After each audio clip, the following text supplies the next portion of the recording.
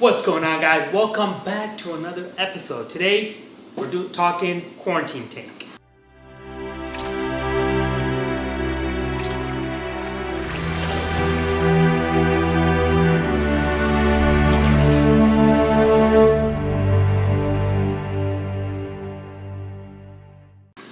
This time around I'm doing one because in my previous tanks I kind of got out of the hobby because of that reason, because I did in quarantine fish at egg, marine velvet, that's the two I dealt with, and pretty much wiped out the tank, and I couldn't do anything about it. So this time around I'm trying to stay in the hobby as long as possible, and also like trying to be a successful reefer for the most part. This is my first one, by the way, so I'm going to take you guys along this whole quarantine process. So two ways to do this. One way is cycling the entire tank with live rock, the whole 9 yards, and then the other way, the way I'm going to do it is just straight mixed salt water, so no cycling.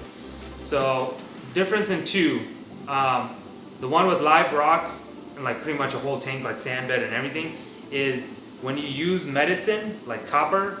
They say you can use it, but it's harder because like when you dose copper, the rock and sand can like absorb it, and then like it can like leach out or leak out randomly. So you can't.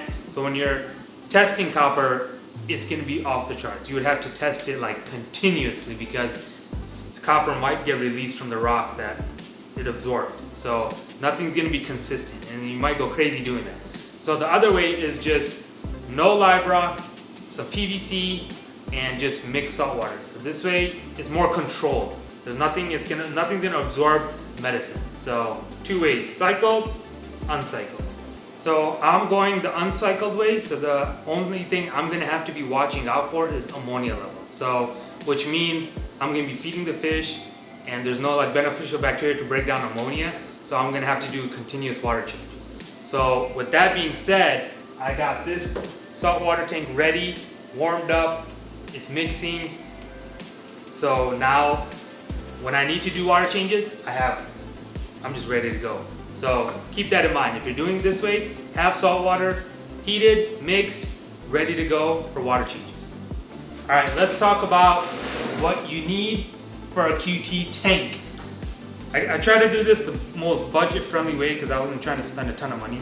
I got a 10-gallon tank. What is this? Fluval, little hang on the back filter with a sponge, nothing crazy. You just want to get water turned over and oxygenated. Try to pick up some of that food so it doesn't like spike ammonia. Thermometer probe, and a heater that size for the tank you're doing. Light is not necessary, but I read up online, like if you're gonna like bring these fish in and keep them comfortable before you put them in your main display, then acclimate them to your lighting schedule. So set it up. If you're doing 10 a.m. to 10 p.m., then run this one 10 a.m. to 10 p.m. So when they go there, they're not in shock with the lighting schedule. So the only thing I am missing from here is some PVC.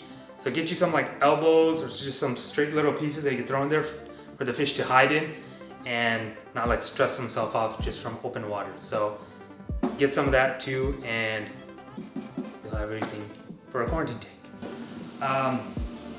So copper power. This is what I will use if I have to. So this is for like external parasites, egg, fungus, marine velvet. This is the cure.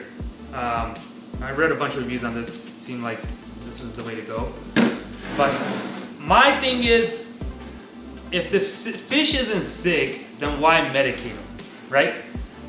So my plan is keep them in this thing for 2 weeks and just see what happens. Like if there's no sign of egg or marine velvet or whatever, then why medicate them, right? Why stress them out and have something come out of nowhere, because it just doesn't make sense.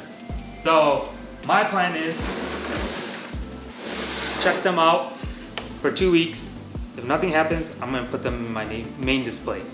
But if something does come up, or egg, or marine velvet, or something I don't know, then I'm gonna use the copper pump. If you do the copper, you make sure you have a copper tester. So I did get the Hana copper checker, I think that's what it's called. So yeah.